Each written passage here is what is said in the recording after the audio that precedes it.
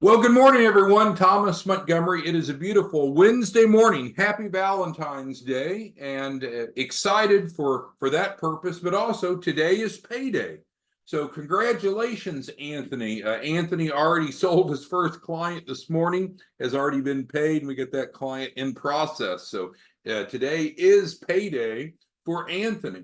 Should be also for Bernard, for Charles, for Eric, for Jeanette, for Kenya, for Lenita, for Larry, for Pauline, for Sanya, Tim, and all of you. We have 213 of you on so far this morning. Today should be payday for every branch. Why is that? Because you and I solve a problem. There's a lot of small business owners that want to need capital, but they don't have a fundable business. So what do? We teach them, we build their financial literacy, and we position them to have a fundable business. I had a pastor that called us, left a message at 4:30 this morning. I called her back before the Zoom, and she is so excited to use this for her own business and help her congregation. I'm telling you, if you get out there and spread the word, you're going to have success. Now, what we're going to start doing over the next few days is looking at some economic models that other branches are using. So if you have a model that's working well and you give us permission, what we'd like to do is teach others what you do. So Anthony, you're knocking it out of the park. If you would give us permission, we'd like to share with others your model. Larry, same for you. So all of you that are producing at high volume, if you'll give us permission, what we would like to do is share your model with others. So today we're going to look at what we call the Thomas Kearns branch model. Thomas is interesting. He's the one that coined the phrase, every day should be payday as a branch. And so some of you said, well, what's this Thomas guy doing? It's not me, of course, Thomas Kearns, but some of you are asking, what's that Thomas guy doing to get paid every day? And so he gave us permission, and we're going to go through his model. It's not very complicated, but we're going to show you what he does. Maybe you want to replicate it, maybe you don't. But each day we're going to look at different models that different of you are using. And so maybe you could adopt some of those successful practices. So Thomas has a real simple goal. He wants to enroll a client every day. He wants every day to be payday versus once in a while. And so let's say he enrolls 2 clients today. He doesn't take tomorrow off. Every day he wants his branch to have deposits into his bank account. So that's his mindset. You might want to adopt that, maybe not, but that's his model. He focuses on a unique target market. Remember, we talked earlier this month about how important it is to have a defined target market, because that way you know who you're trying to reach, you can craft a message that's relevant to them, and you can figure out how to find them, right? If you don't have a defined target market, you're probably not going to be very successful. It's not usually effective just to shotgun it. Each of you should have a business plan, and in your business plan we should have put together what who your target market is, what your marketing plan is, your projections. If you're a branch and you don't have your business plan put together, we need to work on that, right? Any successful business will most likely perform better if they have a written business plan. That's been proven. All right, so what does Thomas, again, not me, Thomas Kearns. What does Thomas Kearns offer these pre-formation businesses? Well, he provides them what's needed to have a fundable business. He provides them a unique commercial address. He provides them free filing with the Secretary of State. He helps them get their EIN and bank account. He helps them have a strong business credit profile with primary trade lines. He helps them have strong financials, including a balance sheet with collateral, and he provides them geographic access to the Chapman Fund. You might say, well, that sounds kind of damn familiar, doesn't it? Because that's what the program does. That's what our, I don't know why that's not refreshing. There it goes. Had a little delay. That's what our startup program does. But he's crafting it to a specific audience. Now, His approach, he wants volume, volume, volume, volume. He wants consistency, daily deposits. So he goes out to the marketplace and only, I think, primarily promotes the $500 option. So low price point, higher conversion rate. Now, you might say, well, that's not a great deal. You know, your time's worth more, but let's look at the economics. So if you were to use the Thomas Kearns model, it's not get rich quick, granted, and it's not going to replace the money that, you know, Lon that you're making now, or Pauline, the money you're making now, but it's a nice side income. So he's getting $500 of gross income per day. So each day, $500, each day, $500, consistent. So if you multiply that out over a month, it's around $15,000 a month of upfront income.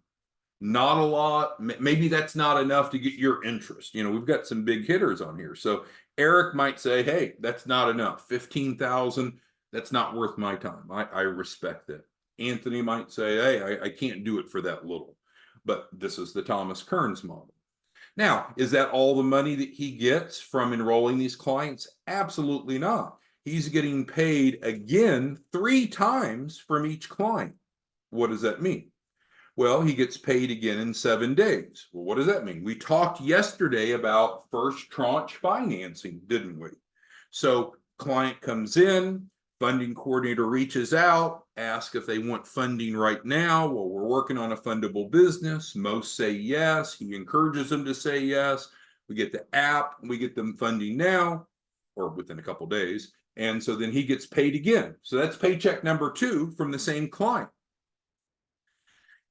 Now, with the deferred, when the clients are only paying $500 up front, they're paying the rest. Oh, he's getting paid the rest through our sweet pay system in 30 days. So he's getting paid a second time in 30 days. Then we go through the process, 30 to 60 days to build a fundable business, apply for funding, and it's around 90 days before the larger business funding comes through. So he's getting paid a total of 4 times. Getting paid up front, about 15 grand a month, again in about 7 days for each client, and again about 30 days for each client, and again in about 90 days. We're going to talk about where he gets his leads from in a second, but let's ignore that. Let's actually take it off the screen because I don't want to get distracted. Let's debate, let's discuss what you think the pros and cons of this model are. So that's what I want your involvement, right? When we get together on these morning exchanges, you should be using the question and answer box. It's like a chat box, a Zoom. Let's get some feedback. So Anthony, what do you think are the pros and cons? If you were doing a consultative analysis of the Thomas Kearns model, what do you like about it and what do you dislike? Marilyn, go ahead and give us some feedback. What are your thoughts on the pros and cons? Now, Marilyn's asking where he gets his leads, and we're going to cover that. And it's on the page, but let's assume that we don't have a problem with finding the leads, because we won't. We'll get to that in a moment. So finding the prospects is not a problem. Finding the prospects that have the $500 is not a problem. So ignore that. Set that aside. So I'm looking for pros and cons. So let's take you, Eric Boone. Thanks for being on here. And Eric, you've been producing steadily, but not every day. Eric, when you look at this, what do you think are the pros and cons of the Thomas Kearns model? If you were to give him some constructive criticism, what would you say, Eric? Ernestina, thank you for being on. What are your thoughts of the pros and cons? I want your involvement. You know, for us to move forward in this discussion, I'm wanting your involvement. So Lanita says a big pro is having that low entry point. Yeah, because when they're getting this much value and they're only putting out $500 to get started, that's a pretty strong value proposition, isn't it? Thank you, Lanita. Larry, what are your thoughts? Lon, you and I are working on some big deals, but frankly, you're not producing on a daily basis like Thomas Kearns is. So Lon, can you type your feedback? Pauline, Pearlie, Sanya, Tim, Trevor, Varney, I'm looking for feedback. I want to know what your thoughts are. What do you like or dislike about the Thomas Kearns model? How is it different from what you're doing? Are you making more than 15,000 a month up front right now through our relationship? If so, let's talk about your model on a future session. But I'm looking for feedback, right? So the purpose of hopping on here is giving us feedback. Tim says he likes the model. So what's unique about the model? Well, he's got a specific target market. So let's highlight that. So he's got a specific target market. And the other important point is he's going out with a low price point. He's leading with it.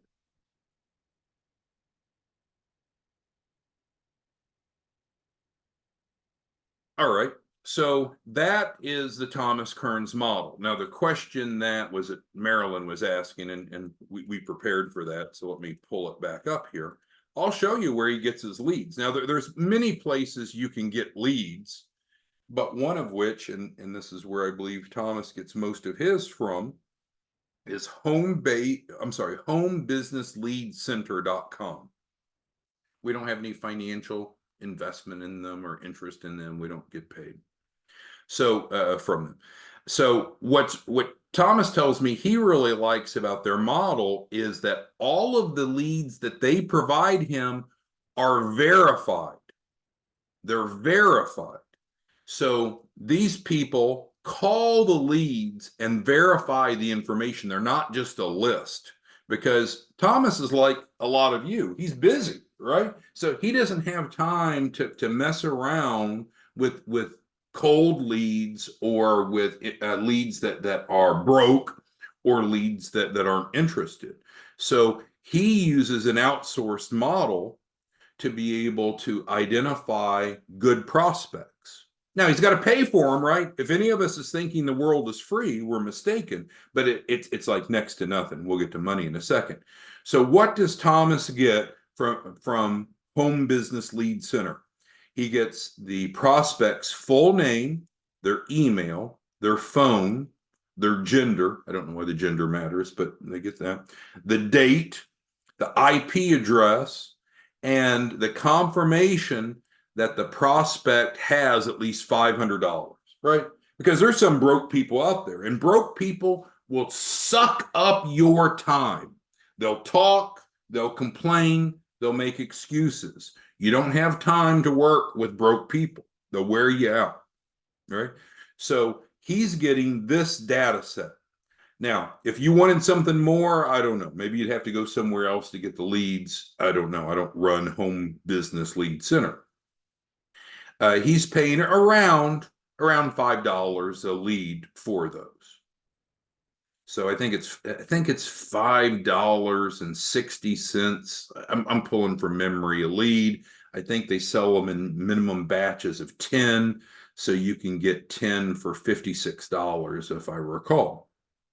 Now, I didn't ask him. I don't know what his close rate is off of those, but let's say that he only closed 1 out of 10. I'm sure it's higher than that. It's still profitable, so the break even is very low.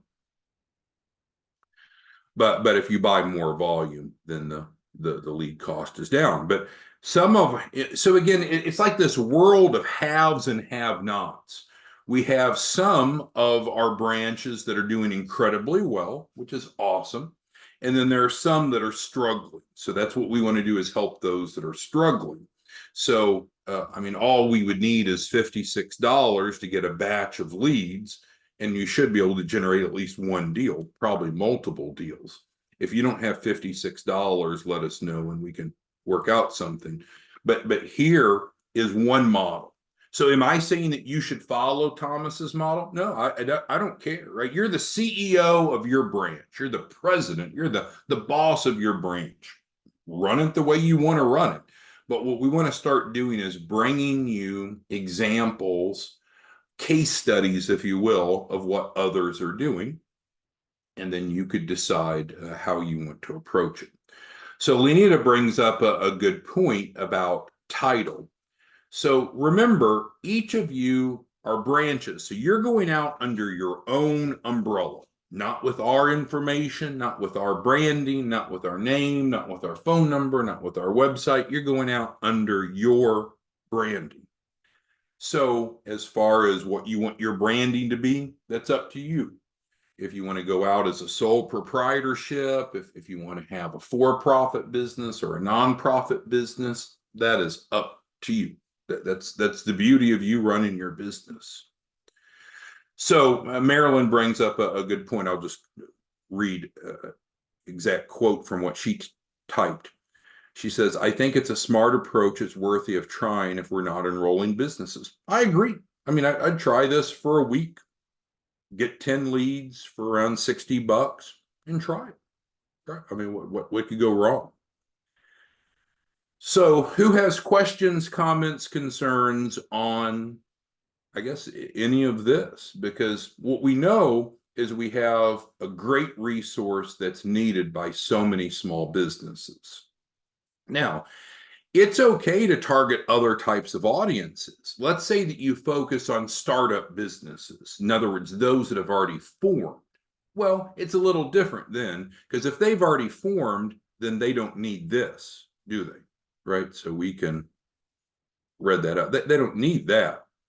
They may or may not have an address, but and they probably already have this. Oops, double click it, which is okay. But if they don't have a commercial address, we know that's a barrier. We provide that for free. If they don't have a strong business credit profile, we know that's a barrier. We provide that for free. If they don't have strong financials, we help them create balance sheet. We transfer over the 10,000, which you see here. So it's okay. I think some people get caught up. Well, if a client doesn't need all these bullets, then what do I do? What do I use? This won't work. No, if they have some elements, we skip what we have available and use what they bring to the table. It's okay. Don't get hung up in thinking, well, they better need all these bullets or it won't work. That's not the case at all. It's just he's decided to go to the ripest market, those that are literally pre-formation. Now, alternatively, some of you are focused on home-based businesses. And so you can get home-based business leads differently. In that case, you know that they'll need the address because they don't have a good address, but they may or may not already have an entity. So it's okay to focus even on mature businesses where maybe they have all three of these already. And if they do, then that's fine. But if they don't have all of these bullets, then they don't have a fundable business. All right. And so Tim brings up a good point. Yeah. So a lot of you don't want to work on the low price point. A lot of you only want to offer whereby if the client's paying you the full 2,500, and that's fine. That's just a different model, a different pricing model. So that's not the Thomas Kearns model. You can do it how you want. His approach is he wants to close as many of the prospects that he speaks with as possible. And he has a system that brings him pre-qualified leads, including their ability and their willingness to spend money, right? So this here is golden. And you might be able to go to them and find other types of leads or other configurations. I don't know. I don't work for them. I don't rep them. But the point is, if you have good leads, then that's half the battle. Right now, it just comes down to you of explaining the value proposition, helping them understand what we do. All right. Any other questions or comments? That's our topic for today. We're going to start looking at different branch economic models and introduce those to you so you could make some educated decisions if you might want to do something different.